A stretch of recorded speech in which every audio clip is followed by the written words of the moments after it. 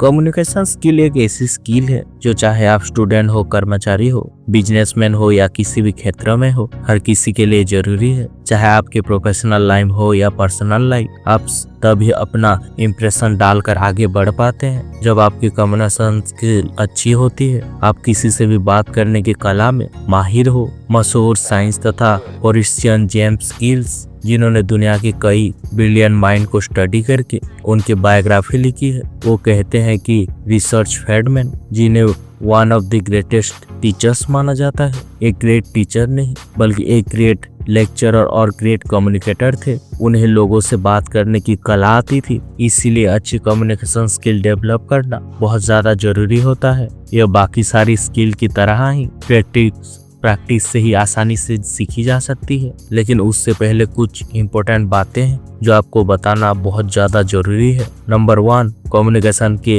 Basic को समझना। दोस्तों, सबसे पहले एक समझते हैं कि सिर्फ बात करने और कम्युनिकेशन स्किल में क्या अंतर होता है। असल में जब आप किसी से बात कर रहे होते तो आप बस अपना मैसेज उन्हें पास कर रहे होते हैं।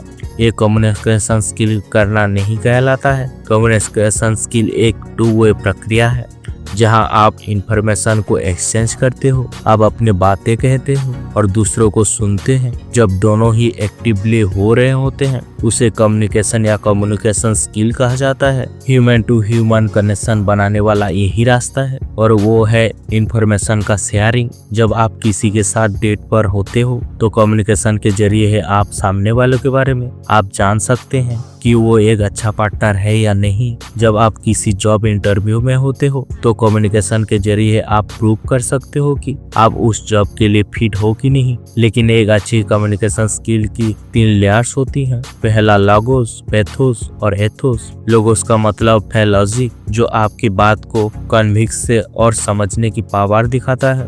पैथोस का मतलब है एम्पैथी, यानी सामने वालों की बातों को कितनी अच्छी तरह से समझ सकते हो। एथोस का मतलब है एथिक्स, जो स्पीकर की क्रेडिबिलिटी को दिखाता है और कितना ट्रस्टवर्दी है और अपनी बातों पर कितना कॉन्फिडेंस है ये बताता है। यहाँ आपकी बॉडी लैंग्वेज और फेशियल एक्सप्रेशन जैसी चीजें बहुत ज्यादा मैटर करती हैं। एक अच्छी कम्युनिकेशन स्किल का फाउंडेशन है।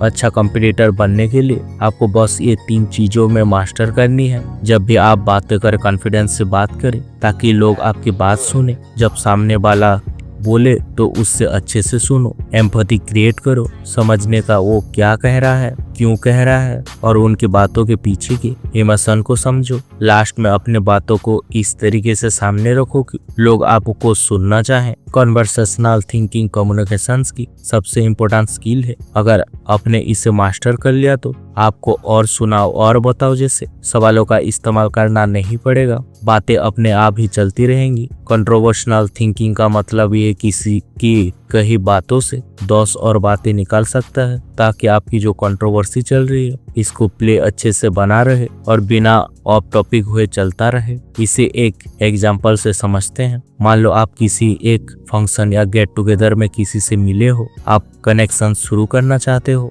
लेकिन आपके पास बात करने के लिए कुछ भी नहीं है, तो आप उस पर्सन को ऑब्जर्व करते हुए एक सरफेस लेवल कनेक्शन शुरू कर देते हो। आप कहते हो, हाय, आप यहाँ अकेले क्यों खड़े हैं, बाकी लोगों के साथ एंजॉय क्यों नहीं करते। इस पर वो एक सिंपल रिप्लाई देते हैं, बस आज ऑफिस में काफी काम था, मैं बहुत थक चुका हूँ। अब आपको यहाँ थोड़ा क्वेश्चन पे क्वेश्चन नहीं पूछना है, उनकी बात सुनकर और बात निकालनी है। जैसे, हाँ, आज मैं भी बहुत हैट्रिक दिन से आया हूँ, वैसे मैं एक फिटनेस ट्रेनर हूँ, तुम क्या करते हो। वो कहते हैं, मैं टेक्नोलॉजी फील्ड में हूँ, सॉफ्टवेयर डेवलपर हूँ। अब हो सकता है वो आपको क्रॉस क्वेश्चन भी पूछे या ना पूछे, आपको अपने बारे में बोलना शुरू नहीं करना है, उनकी कन्वर्सेशन को आपको आगे बढ़ाना है। आप कह सकते हैं, वाह, काफी इंटरेस्टिंग जॉब लगती है, तुम्हें ये काम करना बहुत पसंद होगा ना। अब वो इसका जवाब हाँ या ना में देगा। आप उनकी कई बातों से और बातें निकाल सकते हैं, लेकिन ज्यादातर लोग ये गलती करते हैं कि वो कनेक्शन को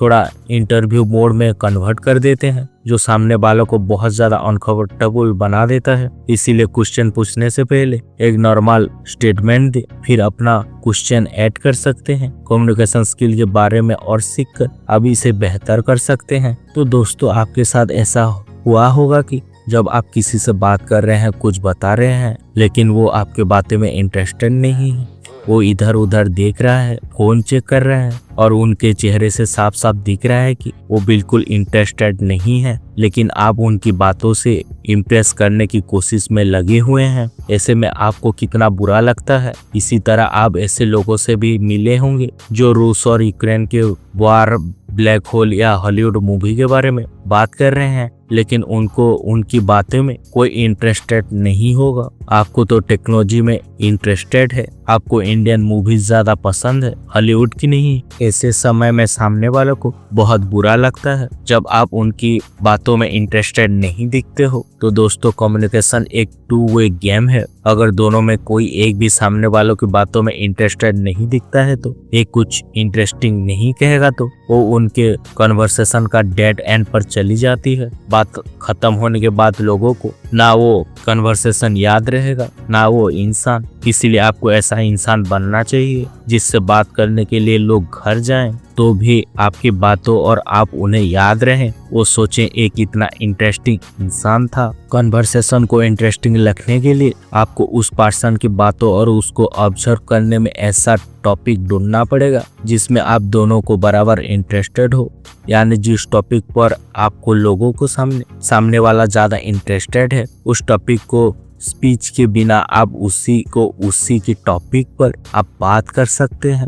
अगर आपको उस टॉपिक के बारे में ज्यादा नॉलेज नहीं है तो चुपचाप उनकी बात सुने और उस टॉपिक से रिलेटेड क्वेश्चन पूछें ताकि आप लोगों का जो बातचीत है वो चलता रहे। कुछ लोग फालतू में सीरियस और गहरी बातें करके सामने वालों को दिखाने की कोशिश करते हैं कि वो कितने दिमागी या इंटेलेक्चुअल हैं। सामने वाला उनसे ज्ञान मांगता भी नहीं, फिर भी वो ज्ञान देने लगते हैं, एडवाइस देने लगते हैं। वो सोचते हैं कि सामने वाला समझदार होगा कि आप उनकी मदद कर रहे हैं, लेकिन जब तक सामने वाला खुद एडवाइस ना मांगे तब तक उसे ज्ञान या एडवाइस नहीं देना चाहिए, क्योंकि किसी को बोरिंग इंसान पसंद नहीं होता, सबको इंटरेस्टिंग लोग ही ज्यादा पसंद आते हैं। दोस्तों, बात करते समय बहुत से लोग एक ऐसी गलती करते हैं कि वो बात करते करते कब सेल्फ सेंटर हो जाते हैं, उन्हें पता ही नहीं चलता। उदाहरण के लिए मान लो कि दो लोग बात कर रहे हैं, ये शख्स अपने बारे में ही बता रहा है, मैं अपनी जॉब से बहुत परेशान हूँ,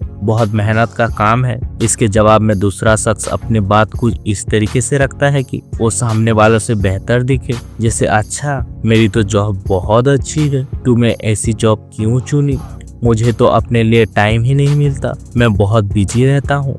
फिर भी वो कहता है से खैर मैं तो तुमसे भी ज्यादा बिजी रहता हूँ, लेकिन फिर भी टाइम निकाल लेता हूँ। वो आगे कहता है मेरी लाइफ में बहुत प्रॉब्लम्स है। दूसरा जवाब देता है मेरी लाइफ तो भाई तुमसे भी ज्यादा मुश्किल है। फिर वो कहता है मेरा फोन भी खराब हो रहा है। दूसरा कहता है देख तूने गलत फोन लिया है, मैंने सही टाइम पर लिया था, मेरा फोन आज भी कितना अच्छा चल रहा है। तो दोस्तों, ये सुनने में साफ समझ आ रहा है कि यहाँ सामने वाला अपने आप को बेहतर दिखाने की कोशिश कर रहा है। डायरेक्टोलॉजी नहीं बल्कि इनडायरेक्टोलॉजी वो अपने पूरी कंजर्वेशन में अपने बारे में बता रहा है। ज्यादातर लोग अनजाने में सेल्फ सेंटर साइट कर रहे होते हैं, उन्हें पता भी नहीं होता। इनसे बचने का सबसे अच्छा तरीका है कि जब आप सामने वालों को अपने बारे में कुछ ना पूछें, जब तक आप अपने बारे में कुछ ना बताएं। इनफैक्ट नॉर्मल बातचीत में भी जब आप किसी से पूछ रहे हैं हाउ आर यू और जवाब देने के बाद वो आपसे नहीं पूछते कि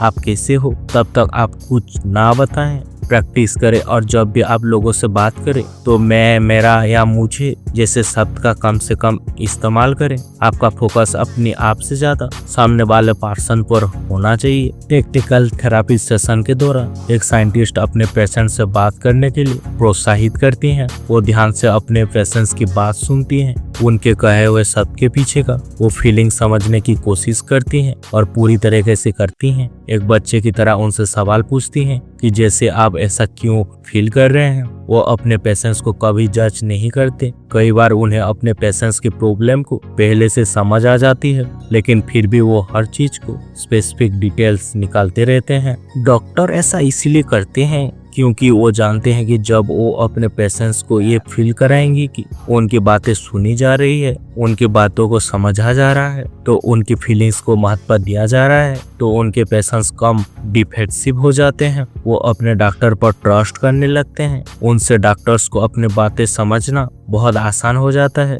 ये प्रिंसिपल हर कनेक्शन को बहुत वैल्यूएबल बनाता है। जब तक आप सामने वालों को ये फील नहीं कराएंगे कि आप उनकी बातों को उतना महत्व देते हैं जितना अपनी बातों को, और उनसे क्वेश्चन की क्लियर नहीं करते, जब तक आप अपने आप को ट्रस्ट करने या कोई वर्ल्ड बनाने में अनकंफर्टेबल रहेंगे। चाहे किसी को भी प्रपोज करना हो, इंटरव्यू में सैलरी की बात करनी हो, या अपने बिजनेस आइडिया पिच करना हो, आपको समझाना होगा कि सामने वाला आपसे क्या चाहता है। अगर आपको ये वीडियो अच्छा लगा तो वीडियो को लाइक करें और चैनल को सब्सक्राइब करके हमको सपोर्ट करें। बेल नोटिफिकेशन ऑन कर लीजिए ताकि आपको हमारा नया वीडियोस का अपडेट मिलता रहे।